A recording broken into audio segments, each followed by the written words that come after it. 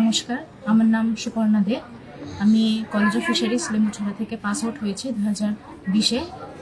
এখন আমি পিএইচডি করছি। 2025-এ যখন নোটিফিকেশানটা এসছে, আমরা সবাই অনেক কষ্ট করে পড়াশোনা করে এই চাকরিটা পেয়েছি।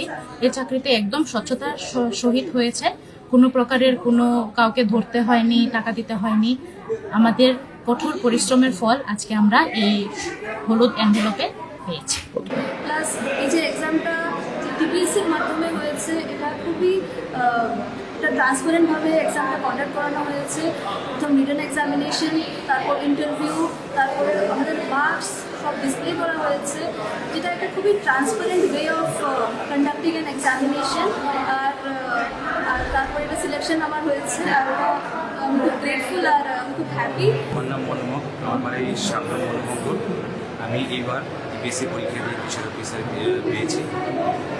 এই পরীক্ষা দিয়ে ফিশার পাওয়ার পর আমি খুব খুশি এবং আমি ধন্যবাদ জানাই আমাদের মাননীয় মুখ্যমন্ত্রী শ্রী মানসিয়া মহোদয়কে।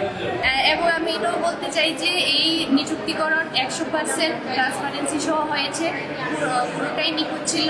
টিপিএসসি আমাদের এক্সাম নিয়েছেন প্রথমে, তারপরে ইন্টারভিউর মাধ্যমে নিয়েছেন। সবগুলো প্রক্রিয়া একদম প্রথম থেকে লাস্ট প্রক্রিয়াকরণ একদম 100% ট্রান্সপারেন্সি ছিল। তো আমি এটার জন্য খুবই খুশি এবং আমি আবারও ধন্যবাদ জানাতে চাই ত্রিপুরা সরকারকে এবং আমাদের ডিপার্টমেন্টকে, সবাইকে। নমস্কার সবাইকে, আমি পারমিতা রুদ্রপাল। আমি খুব খুশি আমি এই জবটা পেয়েছি, আর এটার জন্য আমি আমার ফ্যামিলিকে থ্যাংক ইউ বলতে চাই। সবার উপরে তো ভগবানকেও থ্যাংক ইউ বলতে চাই এটার জন্য, আর স্টেট গভর্নমেন্টকেও থ্যাংক ইউ।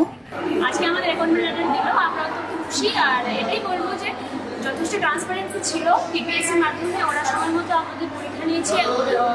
একদম ভালো যারা এক্সিলেন্ট এক্সপার্ট ছিলেন আমাদের প্যানেলে, ওরা আমাদের ইন্টারভিউ নিচ্ছে, ওদের মাধ্যমে আমরা নিযুক্ত হয়েছি। তো আমি এটা নিয়ে অনেক বেশি খুশি, আর সবচেয়ে বেশি খুশি যে সিস্টেমটা অনেক স্মুথলি রান করেছে আর আমাদেরকে সঠিক সময়ে আমাদের হাতে অ্যাপয়েন্টমেন্ট তুলে দিয়েছে। এই যে অফার লেটারটা পেয়েছি আজকে, ওটা হলো fisheries officer under department of fisheries, that is gazetted post group 1। আর যদি ট্রান্সপারেন্সি কথাটা বলি, ডেফিনেটলি এটা 100% স্বচ্ছ নিয়মিত ছিল। আমরা পরীক্ষা দিয়েছি, পরীক্ষার মাধ্যমে আমাদের কোয়ালিফাইং মার্ক আমাদের জানা ছিল।